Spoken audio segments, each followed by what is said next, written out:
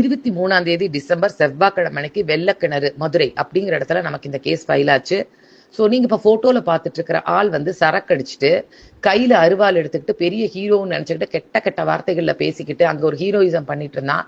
அது மட்டும் இல்லாம சும்மா தூங்கிட்டு இருக்கிற நாயை 2-3 இடத்துல வெட்டி இருக்கான். ஸோ இந்த நியூஸ் நமக்கு வந்து அடுத்த செகண்ட் நம்ம mister Karan Prabhakaran PFA Madurai unit 2 பிரசிடென்ட்டை கான்டாக்ட் பண்ணோம். கரண் பிரபாகரன் இம்மிடியட்டா ஆக்ஷன்ல இறங்க ஆரம்பிச்சாங்க.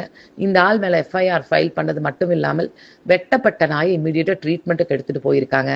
ட்ரீட்மெண்ட் ஆன நாய் இப்ப கொஞ்சம் நல்லா இருக்குங்க. அது ஒரு ஹாப்பியஸ்ட் நியூஸ்.